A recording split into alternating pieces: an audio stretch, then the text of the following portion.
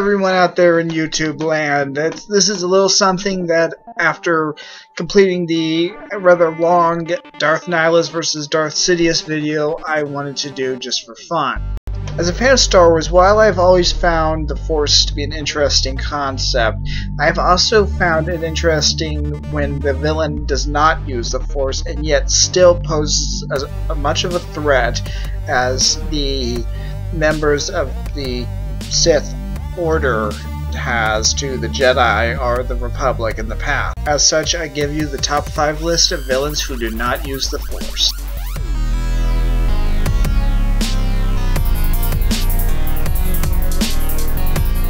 Introduced in the New Jedi Order series, the Yuuzhan Vong were an extragalactic species that plagued the Jedi and the Republic for several years in the Yuuzhan Vong War. After being driven out of their home galaxy, the Yuuzhan Vong arrived in the Star Wars galaxy over 20 years before the Battle of Yavin.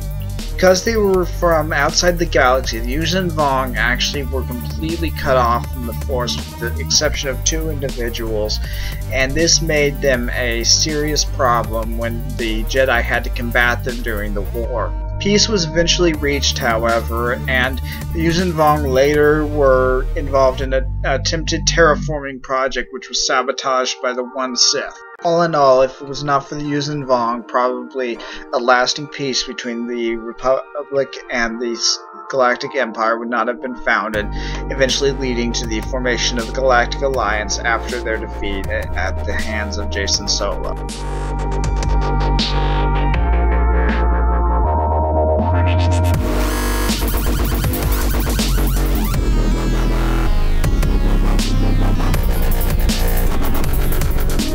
Feared bounty hunter that was active during the Clone Wars and after, Cad Bane was a feared and deadly warrior that managed to outsmart the Jedi and the Republic itself on numerous occasions. Cad Bane performed acts for the Hutt Cartel, the Separatists, and for Darth Sidious himself, facing off against the Jedi and the best of the Republic troops on numerous occasions. He was bold, taking many jobs that would be challenging to other bounty hunters and completing them with ease. At one point, he even went as far as holding the Galactic Senate hostage in exchange for the release of Zero the Hutt on orders from the Hutt Cartel and in particular Jabba.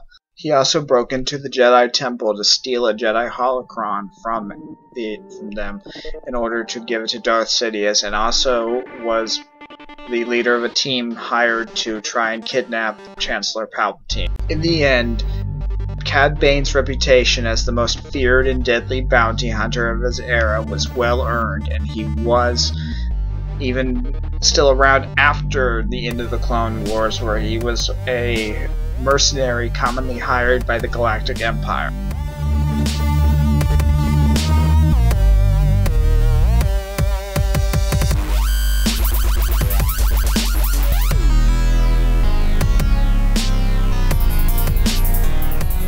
Likely the only female admiral in the Galactic Empire under Darth Sidious, Admiral Natassi Dalla was one of the most brilliant and dangerous opponents the New Republic faced. Mistress of Moff Tarkin, Dalla was a brilliant strategist in terms of military strength, who was eventually put in charge of the Maw installation where the Empire developed its most deadly superweapons. In 11 ABY, she rose as a major power in the Galactic Empire that eventually led to it reuniting into the Imperial Remnant. She later served as the Chief of State of the Galactic Alliance after the end of the Second Galactic Civil War.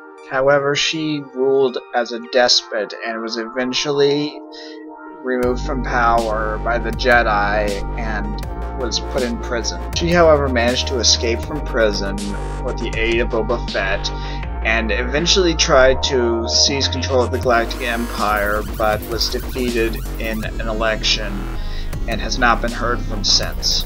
In the end, Natassi Dalla was a sign that the Empire did not exactly fall easily after the death of Sidious. While she was not the most powerful of the warlords that followed him, she was an extremely dangerous one.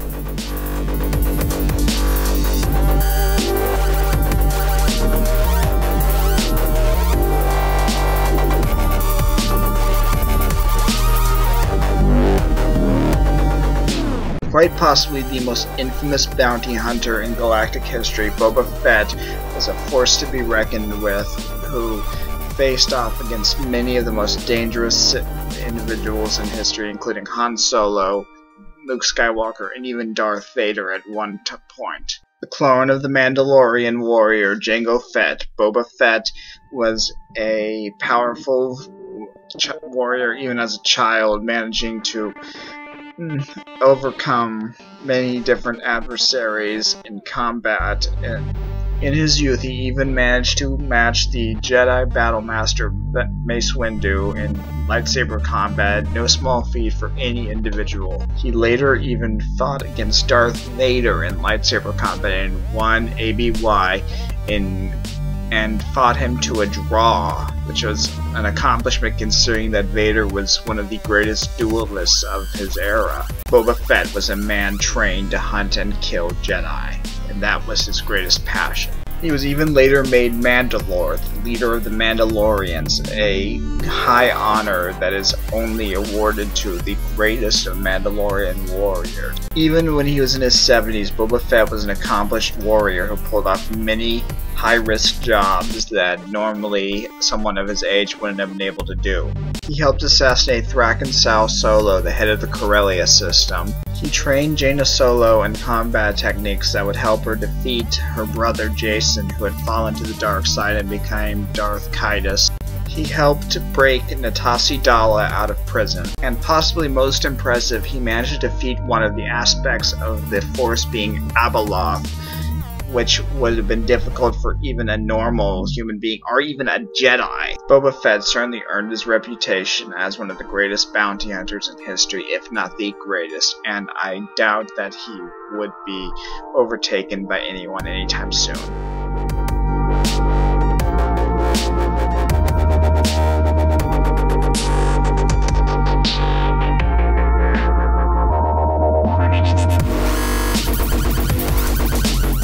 And the number one spot goes to probably one of the greatest villains of the expanded universe, Grand Admiral Thrawn.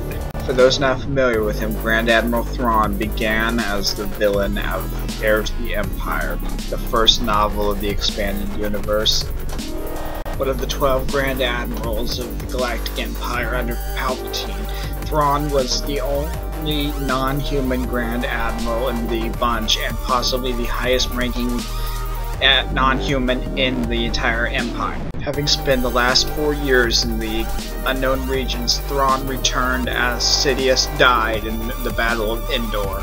A brilliant strategist, Thrawn gathered what forces he had and began his war against the New Republic. Staging numerous guerrilla strikes and other strategies, he also utilized the Ysalamari, a species that could negate the Force, as well as the Jedi Master Sabaoth, who was used to keep his forces in check.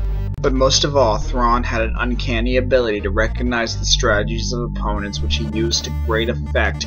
Mostly he's claimed it was through studying artwork, but it was truly an impressive feat. If Thrawn had any weaknesses, it is that he had a high level of arrogance, believing that his plans were without any real flaws. This was usually true, but it was eventually his undoing. During the Battle of Bilbringi, he was caught off guard by a change in Republic tactics, which gave the Nogri Rook a chance to assassinate him, bringing the Great Admiral down and sending the Empire into chaos. Although in the event of his death he did have a clone of himself made, which later appeared. All in all, Grand Admiral Thrawn was a brilliant tactician and probably the greatest mind in the Galactic Empire. His campaign against the Republic may have actually succeeded if it wasn't for his untimely death in the Battle of Bilbringi. Thrawn is also remembered as being the first member of the Chiss species to appear in the expanded universe, and that is a species that is still around.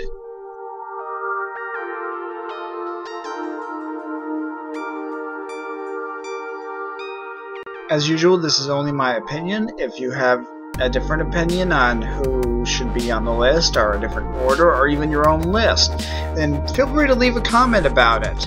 Also, after this video, I will be working on a new Versus series video. I will not tell you who is in it, but, well, just wait and see. Well, I'll see you next time. Have a good day, and I hope you enjoyed the video, and bye.